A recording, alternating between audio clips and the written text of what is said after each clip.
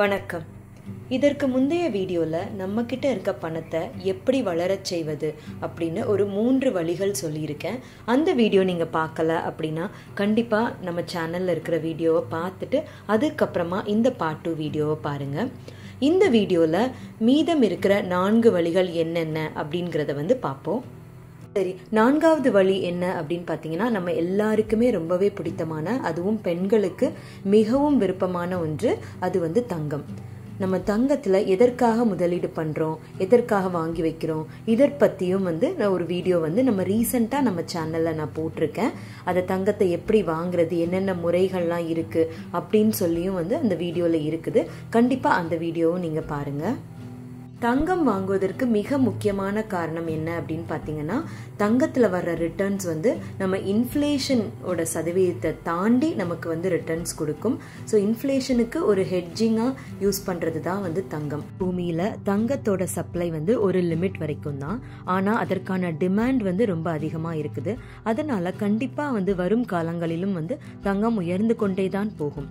அதனால தங்கத்தில் முதலீடு பண்ணுறது நம்ம பணம் வளர்றதுக்கு ஒரு நல்ல வழியாக இருக்கும். சரி, பணம் வளர்றதுக்கு 5வது வழி என்ன அப்படின்னு பார்த்தீங்கன்னா, இதுவுமே நம்ம அனைவருக்கும் தெரிந்த ஒரு வழி, ரியல் எஸ்டேட். அதாவது இதற்கு நிறைய பணம் தேவைப்படும். நிறைய பிளான் பண்ணி தான் நம்ம ஒரு இடத்துல ஒரு நிலமோ ஏதோ வீடோ வாங்க வேண்டும். ஆனால் ரியல் எஸ்டேட்டும் கூட உங்கள் நாட்கள் செல்ல செல்ல அதோட வேல்யூ அதிகரித்து கொண்டே தான் இருக்கும். நம்ம ஒரு இடத்துல நிலம் வாங்கும்போது அது சரியான இடமா, சரியான விலையில் வாங்குறோமா, சரியான டாக்குமெண்ட்ஸ் எல்லாம் பார்த்து லீகலாக வாங்குறோமா, எந்த குளறுபடிகளும் இல்லாமல் அந்த நிலத்தை வாங்குறோமா அப்படிங்கிறத நீங்கள் நல்லபடியாக பார்த்து வாங்கணும். அதுதான் இதில் இருக்கிற ஒரு பெரிய ரிஸ்க்கு.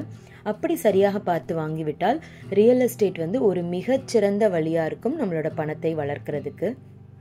சரி, அடுத்ததாக 6வதாக பணம் வளர்றதுக்கான வழி என்ன அப்படின்னு பார்த்தீங்கன்னா, பாண்ட். இப்போது நம்ம அரசாகட்டும் அல்லது நிறுவனங்களாகட்டும் நிறைய பேர் இந்த மாதிரி பாண்ட் இஷ்யூ பண்ணுவாங்க. இத்தனை வருடங்களுக்கு இத்தனை சதவீதம் நாங்கள் வட்டி தருகிறோம் அப்படின்னு சொல்லி பாண்ட் இஷ்யூ பண்ணுவாங்க. அந்த மாதிரி பாண்டை நம்ம வாங்கி வைக்கலாம். இது ஒரு எஃப்டி மாதிரியோ ஆர்டி மாதிரியோ ஒரு சேஃபான ஒரு அசட். பட் எஃப்டி ஆர்டியை கம்பேர் பண்ணும்போது கொஞ்சம் ரிஸ்க் இதில் இருக்கும். ஆனால் மற்றதை கம்பேர் பண்ணும்போது இதில் ரிஸ்க் கம்மி தான். நமக்கு ஒரு குறிப்பிட்ட மாதிரி ஒரு வட்டி வரணும் அப்படிங்கிற போது இந்த மாதிரி பாண்டில் நம்ம இன்வெஸ்ட் பண்ணலாம். சரி, இப்போது நம்ம கடைசியாக 7வது வழி என்ன பணம் வளர்றதுக்கு அப்படின்னு பார்த்தீங்கன்னா, இது இப்போ எல்லாருமே நீங்கள் பண்ணிகிட்ருப்பீங்க அல்லது கேள்விப்பட்டிருப்பீங்க. அது என்னன்னு பார்த்தீங்கன்னா, ஸ்டாக் மார்க்கெட், பங்குச்சந்தை. ஆனால் இதில் வர்றீங்க அப்படின்னா இதுதான் உள்ளதுலே high risk and high returns கொடுக்கக்கூடியது. எந்த இடத்துல நிறையா ரிஸ்க் இருக்கோ அந்த இடத்துல தான் நமக்கு நிறையா ரிட்டர்ன்ஸும் வரும். சரி, இந்த FD, RD, gold, real estate இது மாதிரி பங்குச்சந்தையிலே நம்ம அப்படியே நுழைந்து விடலாமா, அப்படியே நம்ம பணத்தை கொண்டு முதலீடு பண்ணலாமா அப்படின்னு கேட்டிங்கன்னா அது கண்டிப்பாக பண்ணக்கூடாது. அதாவது நம்ம சிறிது பேசிக் நாலேஜாவது முதல்ல கற்றுக்கணும். ஸ்டாக் மார்க்கெட்னா என்ன, அதை பற்றி. நம்ம ஒரு பங்கை வாங்குவதற்கு முன்னாடி ஃபண்டமெண்டல் அனாலிசிஸ், டெக்னிக்கல் அனாலிசிஸ் அந்த மாதிரி 2 இருக்குது. பங்குச்சந்தைங்கிறது ஒரு மிகப்பெரிய கடல். ஆனால் நம்ம ஒரு சிம்பிளாக நம்ம இதை புரிந்து கொள்ளணும் அப்படின்னா, இப்போது நம்ம ஒரு ஐட்டம் நம்ம வீட்டில் டெய்லி யூஸ் பண்ணுறோம். அது நமக்கு பிற்காலத்துலேயும் இது யூஸ் ஆகுமா, இதற்கான டிமாண்ட் இன்னும் இருக்குமா, இதை செய்யக்கூடிய நிறுவனம் இன்னும் ப்ராஃபிட்டில் இருக்குதா, அதோட சேல்ஸ் க்ரோத் என்ன, அதோட ரெவென்யூ என்ன, இந்த மாதிரி நம்ம அதில் கொஞ்சம் ஆராய்ச்சி பண்ணணும். அந்த நிறுவனம் நம்பகமானதா அல்லது இது லாஸில் போகுதா கடந்த சில குவார்ட்டர்ஸாக, இது மாதிரி நம்ம சிறிது அனாலிசிஸ் பண்ணிட்டு தான் அந்த பங்கை வாங்கணும். அப்படி நம்ம ப்ராப்பராக அனாலிசிஸ் பண்ணி வாங்கினோன்னா பங்குச்சந்தை மாதிரி நிறைய ரிட்டர்ன்ஸ் கொடுக்குற எதுவுமே கிடையாது. சரி, பங்குச்சந்தையில் எனக்கு நுழைய பயமாக இருக்குது, ஆனால் பங்குச்சந்தை மாதிரி எனக்கு ரிட்டர்ன்ஸ் வரணும் அப்படின்னு நீங்கள் நினைக்கிறீங்க அப்படின்னா உங்களுக்கான இன்னொரு ஆப்ஷன் ஒன்று இருக்குது. அதுதான் மியூச்சுவல் ஃபண்ட். மியூச்சுவல் ஃபண்டுங்கிறது வேறு ஏதோ தனியான ஒரு இது கிடையாது.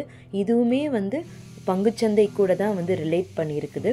ஆனால் இதில் ஒரு வித்தியாசம் என்ன அப்படின்னு பார்த்தீங்கன்னா, நீங்கள் டைரெக்டாக போய் பங்கை வாங்காமல் உங்களுக்கு இடையில ஒரு ஃபண்ட் மேனேஜர் அப்படின்னு இருப்பார். நீங்கள் வந்து காசை வந்து அவர்கிட்ட கொடுப்பீங்க. அவர் வந்து என்னென்ன நிறுவனங்கள்லாம் நல்லா பண்ணுது அந்த மாதிரி பார்த்து அவர் அந்த ஃபண்டுக்கு கீழே வந்து நிறைய பங்குகள் வாங்குவார். அப்போது இப்படி பண்ணும்போது நமக்கு அந்த பங்கை பற்றி நாலேஜ் இருக்கணும் அப்படின்னு அவசியம் இல்லை. நமக்கு அந்த மியூச்சுவல் ஃபண்டை பற்றி ஒரு சிறிது நாலேஜ் இருந்துச்சுன்னா போதும். சரி, இந்த வீடியோலையும் இதற்கு முந்த வீடியோலையும் சேர்த்து நீங்கள் வந்து உங்களுடைய பணம் வளர்கிறதுக்கு 7 வழிகள் வந்து நம்ம பார்த்தோம். நம்ம வந்து எப்போவுமே வந்து நம்ம பணத்தை முதலீடு செய்யும்போது, சரி தங்கம் மட்டும் நான் வாங்கி வச்சுக்கிறேன், ரியல் எஸ்டேட் மட்டும் வாங்கி வச்சுக்கிறேன், அந்த மாதிரி எப்போவுமே இருக்கக்கூடாது.